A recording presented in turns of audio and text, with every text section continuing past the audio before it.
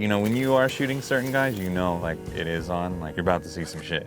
But this, I knew it was something like no one had ever done on a skateboard before. People look at it and I think it's beyond a lot of people's understanding.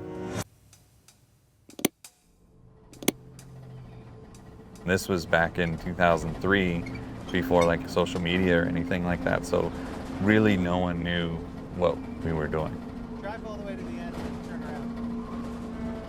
So it's literally in the middle of nowhere. Like you were in the middle of nowhere. Like it's crazy. And it was, you know, kind of treacherous because there's literally roads on the side where it drops for like hundreds of feet getting out there. I mean, we were just desert.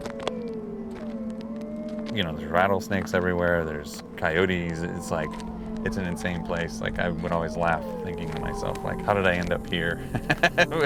From going to shoot skateboarding to like here. I mean, give it to, thanks to Danny Way.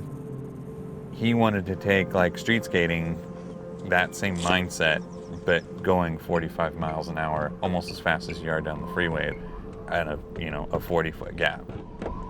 So he just watched people drop in and kind of just ollie over the gap and saw where they were at, and that's how he built the rail. It was sketchy because, I mean, it was like an uncapped piece of steel.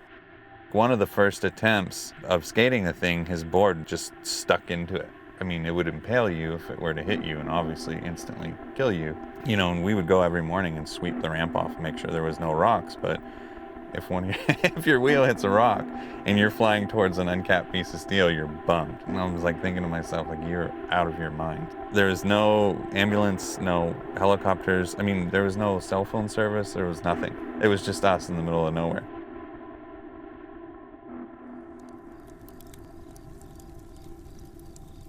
We would camp out there. We'd live out there for days and kind of mess around in the middle of the day. It was so hot, we'd wait towards the end of the day and skate. Because Greg and I both were shooting on film, he didn't know what it looked like. He just wanted to do it perfect. He did the noseblunt several times because he wanted to get his board locked in like straight up and down. And Greg and I kept begging him. We're like, dude, you have to stop skating. This is insane. He's like, fuck, I can see just fine. Like, you guys are chilling. And we're just like, dude, we're not chilling. Like, it's fucking dark here, you know? Like, and so, yeah, that film, the photo that I'm talking about, where there's detail in him, the reason it's so black and white and so grainy is because I just overdeveloped the shit out of it. I just was getting all the film processed and just putting it in this binder that no one saw. And I remember Ken Block actually taking the binder and being like, yeah, you know, Grant and Dave are gonna do this thing. Like, I want to show them this stuff. And that's how it ended up on the cover of the first issue of the Skateboard Mag. You know, when you're there, you have to understand the significance and the importance of it. And historically speaking, I mean, you know, we're here 13 years later talking about it. It's for a reason.